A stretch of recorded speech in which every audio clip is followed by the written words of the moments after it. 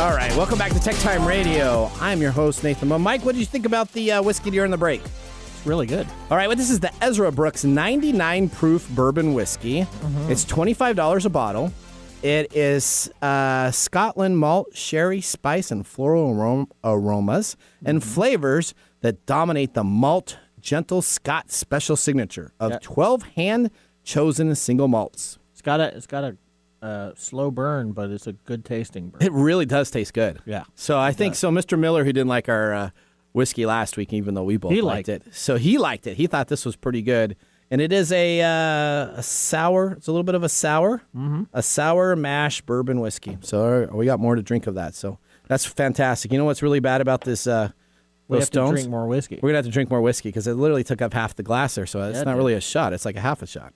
Dang it! All right. Well, let's move on to our next segment. We have an expert that is going to be joining us.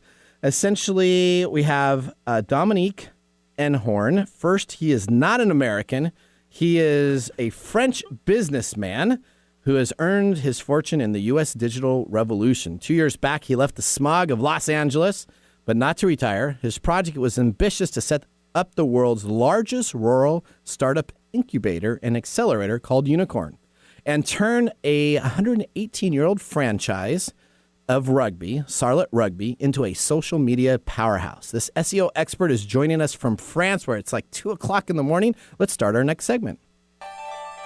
This is a segment we call Ask the Experts. All right, we're excited about having our founder and CEO on the line here. Dom, tell us a little bit about yourself. Thank you for joining. What time is it in France right now? I know it's really late.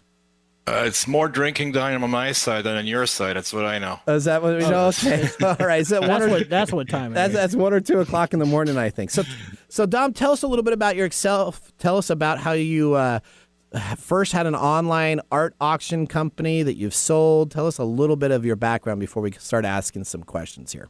Sure. Well, I grew up in France, half French, half German. Moved to the U.S. in 1993. Immediately got immersed in the digital marketing space. My first foray in that space revolved around a online art auction. I can't draw, so I was always fascinated by art. And it took off early on. Was purchased by a larger company about a year later. Continued in the same space in the late 90s, early 2000s. Had a lot of experience in the digital travel space, online travel space, as well as in the finance space. And, I left France for the U.S. intending to stay 2 weeks. I came back 25 years later, which was in 2018, and launched Unicorn with a Q, which today is one of the largest, if not the largest, incubator and accelerator of technology startups. So tell us a little bit about that. We're going to spend a lot more time on the rugby stuff so Dom and I had a nice conversation. I think it was like a 15-minute conversation that went to 45 minutes. So we talked about a lot of different areas. But let's talk about specifically Unicorn, right? Because that's your main company that you work at, probably 9 to 5, not really, but you probably work at there 9 to 5, and then you work from 5 to 2 in the morning at your sports process of how it goes. So tell us a little bit about Unicorn, what it's about, what your plans are, and some of the investor aspects of that. Yeah. So, initially the idea was to provide a healthier living space outside of big metropolitan areas, outside of big cities, to young and older startup entrepreneurs. So that was roughly we had the idea in 2017. I always intended to move back to France at some point. We packed our bags early 2018, set up for the move. As we moved, we knew that we wouldn't be moving from Los Angeles to Paris. So my wife and I, we crisscrossed France. We visited 56 medium to small size cities. We settled on Sarlat because of its sheer beauty, and we figured, why not set up shop here? Beautiful rivers, 1,001 castles in a 30-mile radius. And we just did it. We just went for it, and things grew very, very quickly. Obviously, COVID accelerated the pace, the exodus from big cities to smaller towns, including in France and in surrounding countries. Today, we're roughly 60 people inside of Unicorn from 27 different countries. Fantastic. That tells you that, you know what, you can still be prosperous during the COVID-19 aspects if you can pivot and change and dynamically provide value for individuals in the market itself. Oh, yeah. So let me ask you, I'm consulting for a French oven place. So let me ask you this question here. Do you have, or do you know of a Leconche stove by chance? I'm not sure why you need an oven with the weather you got right there right now. So Okay. He's a glutton for punishment. So I'm curious. I've never been into the French stove areas, but I was consulting. no, with this. there are a lot of them. There are a lot of them. French and Italian stoves. I don't know them. It's not my area, but there are quite a few of them. There's yes. quite a few. Okay, well, I had to ask the question. If you would have said yes, I would have been, oh, that's amazing, because Way to go. There you go. Okay, all right. Well, let's continue. Let's move on. That didn't go as good as I thought it would have. Okay, all right. So let's talk about turning a 118-year-old franchise into a social media darling. Okay, so I had the ability of owning a minor league basketball team in the Pacific Northwest. It was a dream come true on my bucket list, and it was a financial suck unlike I've ever done money before. And so we tried to do social media, and I think we were like the starlight of the whole league itself. But what happened is the league wasn't really good with social media or any aspects of that. So it really brought all the social media aspects that we were doing down. So let's talk first, Dom, about this. Let's talk about, you took over a team. What was the first thing that you looked at to do after purchasing a team to get it ready to move into the new generation with social media? It was undoubtedly the brand, and with the brand, first and foremost, the logo. So you said something that's very interesting, which probably dates back to a few years. If I had to make this decision 10 years ago, I probably wouldn't have done it because it would have been too challenging to do it. Today, we live in a world where obviously impressions and first impressions are everything. Yep. You don't necessarily know whether what you're seeing on social media is real or an avatar. And very often it is an avatar. And I think that translates very well into what we've been able to do in terms of taking a very old franchise that was founded in 1903, a rugby franchise, which today plays semi-professional rugby in Europe at a relatively high level. Okay. But when we took it over, usually what I like to say is we took over a 118-year-old startup with a lot of skeletons in the closet. We started with a 25-yard penalty when we took it over. And literally, as we opened up drawers, everything was falling onto us. And that was about 15 months ago. When we took it over, also, the team had roughly 1,000 followers on social media. Today, we have over 200,000 combined. We've signed broadcast agreements for our games, including in the U.S., and we've been able to build a burgeoning brand that has quadrupled its revenue during COVID with no games being played. Wow. So explain that to us. Explain what are some of the key aspects here of the first. So you take over a team, totally understand that, right? So you have probably lots of meetings with some old timers that say, hey, we've always done it this way. We've done it this way. You're coming in with a brand new vision, direction. How do you go about making that change? And what are some of the key technology items that you've used to, and congratulations on getting the U.S. to pick up your rugby games, and I'm excited about that. I like rugby. I actually have watched rugby pretty aggressively, more aggressively than I ever will watch soccer, because I find rugby to be very interesting. What's that? You're right in Sounders territory. I know. We're in the Sounders territory. But let me just tell you, rugby is very entertaining. Awesome. The way they throw the ball in, the way they have the scrum. But what is the first thing that you do when you take over a team like that? How do you say, hey, guys, we need to grow our social media audience. We need to be active in that. What did you do to get those things going? Well, I think the first thing we did was to set a baseline and get everybody on the same page, because obviously it's difficult to come in cold into a place that's been, a franchise, a religious franchise, as I might say, for 118 years. So you're 100% right. A lot of older people in place that have been doing something for a long time, but just because you've been doing it for a long time doesn't mean you've been doing the right thing. So yes, we ruffled some feathers, but we moved in with an entire team, the entire Unicorn team, and basically took over the brand from scratch, recreated the logo, created digital assets that didn't exist, an English website, a French website, a German website, a Spanish website. We created mobile apps that never existed before. Brand new rebranding for all of the imagery, all of the assets that have been shown around town. brand new merchandising assets, online stores. Today we have 30 derivative products, a mascot that nobody had ever seen before, which was sorely missing. We live and operate in a small town in the southwest of France that in the winter has 10,000 people, but in the summer has close to 3 million tourists. And nobody ever capitalized on the tourism aspect at all, just assuming that the people who would be visiting wouldn't be interested in rugby when in fact they are. So in a nutshell, as it stands, from the onset, we didn't really create anything that didn't yet exist. We just amalgamated a lot of the tools that we all have access to, and we just put them to the disposal of the team. That's fantastic. So let's talk about logo, right? So you rebranded the logo, and that was kind of a big aspect of that. So when you do a logo rebranding for anything that you do, what type of time and effort did you go to that? Because I know some people, when they do a logo, they'll buy, I can just go and get one for $19 at Logos R Us down on the internet that's dirt cheap, and they put it together and no backing or information. What did you guys do to actually spend the time and make sure that your logo was a key part of your team?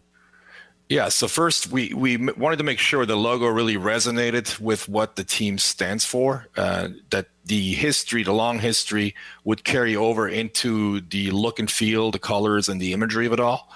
And then we wanted to make sure that the logo would be aggressive, because we are playing rugby, and would be truly representative of what we're trying to build in the future, not so much what existed in the past. So along with the logo, we also had a slight name change. So for those of you who speak French, the first, the acronym for the team was CASPN. And when I asked 10 old timers what that meant, 5 could tell me what it meant. The others did not. So we knew we had a branding issue from the start. So I asked them, what game does this team play? And they mumbled rugby. So I said, okay, at least we get one thing straight. And the second question I asked them is, where does this team play? And they said, well, here. I said, where is here? Here in Sarlat. I said, well, so it's no longer called the Crédit Athlétique Sarlat de Périgord. It's called Sarlat Rugby. And today, boom, here's Sarlat Rugby, right? So interesting, because what we needed to do is we needed to shake things up, because what had been in place just didn't resonate even with the local people. So that being a fact, we needed to create brand new imagery, brand new logo, brand new thematics, and test them out at a small scale, and then see how they would resonate in other parts of the world. Because as a local rugby team catering to a town of 10,000 people, there's no way that you can bring about the budget that you need to operate at higher levels. We went in, with the international aspect first and foremost. We realized that there was a crisis in many parts of the world, including the U.S., obviously, between what you guys have, the kneelers and the non-kneelers, and whatever people think about those, where there's a once-in-a-lifetime opportunity in the sports business to bring a relatively new game, a contact sport, to a large swaths of population and get them interested and get them excited about it. So when I speak to Americans, for example, and football fans, and I explain them rugby, I said, think of American football without the pads, without protection, and in order to move forward, you got to throw the ball backwards. And they say, oh, I get it. And they think they get it, and then there's a little bit more complexity to it. So there's a lot more. So when you when you run it back, you have to make sure you touch the ball down in the end zone, and you want to do it kind of or at the end line. So is it fair to say that you took all this technology and just re-educated everybody about what you're doing with this team? I think, yeah, in a sense, that is absolutely true. It's interesting you mentioned that, because when we first did it, we knew it would be a lot of work. And we set ourselves out, obviously as a technology firm, to say that at some point in the future, the need is there for other amateur teams. They have the exact same friction points, the exact same pain points. So instead of just building this for one team, we started platformizing it from the scratch from the very first day. And literally 6 months in, we had 30, 40, 50 other teams contacting us. How did you do this? Can you work with us? And recently, we've actually just signed with a soccer team, which is also relatively local, at a high level, a pro soccer team that we're doing the same thing for. So now let's talk about the league too, right? Because when we talked about this, it seems to be the league looked to you as kind of the shining star and said, hey, let's develop some of our league aspects on this also and take some of your marketing expertise and your technology expertise to make it so that the league itself would kind of improve on aspects. Is that correct? Yeah, so it's actually true for the rugby league and for the soccer league, obviously called football here in Europe, where you have a lot of legacy issues in terms of branding. Typically, either coaches or presidents, used to be former coaches and former players, they don't have a marketing mind, and they'll be the first to admit to that. And it's been very, very easy getting their attention and, getting them on board, with the concept that we launched internally, the platform called Challenger X, where they come to us and say, hey, we have a rebranding issue. We have a social media issue. Our digital assets don't produce what they're supposed to be producing. In many cases, they're set up as NGOs at the amateur level, relying exclusively on donations. Yet when you go to their website trying to make a donation, the plugging is not working. So that's obviously not a good thing. Especially if it's your sole revenue source, aside from ticketing and some special events that you may be running.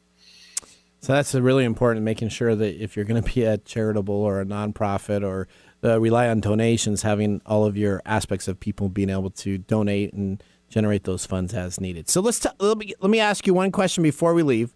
If you are to take over a website for someone and help them in their social media, what is the first thing, whether Unicorn or yourself, looks at on a website to say, you know what, we're going to need to make some changes because this is what you currently have? I'd say the funnel. Whether you'd have to take a look at whether or not, first of all, what's the revenue model? What's the business model of that website? Is it purely driven by advertising, which is pretty rare today? In most cases, the intent is to convert a user into either an action or a transaction, i.e. a lead or an actual purchase, in which case you measure everything. Unlike 50 years ago, today we measure everything from A to Z, and you can measure it in a live environment, from the person landing on the page, doing some, heat mapping and see where they drop out, what the stick rate is, and what the attrition rate is, and just fix it on the fly. And most people don't do that. The second thing I would say is that instead of building it in hopes that it will come, we know they're coming, and hence we're building it. And it's usually not the way people operate and people launch websites. We've all done the mistake where we just decide to launch some digital assets, put them up, and then try to figure out how we're going to get people to come to us. Well, we use keyword data. We know how many people are searching for a specific keyword in any language on any device, month in, month out. That data is freely accessible. And based upon that data, we decide what to build and then how to convert them. All right, so if I want to find out more about your rugby team or Unicorn's all over all you got to do is spell unicorn with a Q, which is a perfect way to do it. So it's UNIQORN, and if you just put that in any Google search or MSN search, it's coming on up. But your rugby team isn't always the easiest to find, so how would people go and search for your rugby team so that they can watch games, maybe become a fan?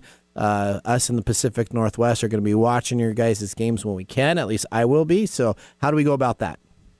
Yeah, I had no impact on the name of the town, obviously, so it's a little more difficult, right? So It's Sarlat, SARLAT, sarlatrugby.com for the US version of the site. Very active on Facebook, same thing, Sarlat Rugby. Instagram, same thing. Reach out to us, follow us. We're in the process of launching a 24/7 rugby channel as well, which will be active within the next 3 weeks under sarlatrugby.tv. But once you're on our Facebook channel or Instagram, you'll be kept abreast. Perfect. That's great. Well, we got fans here at Tech Time Radio. Thank you very much for joining the show today, and we wish you guys the best, and we will touch back with you again later during the season. Thanks, Dom. Thanks, guys. Appreciate it very much. Great. Thank you. All right. Well, there you go. Rugby team with technology, specifically the keyword searches and his SEO were his main aspects on what they did first before they decided to build the site itself. Really important.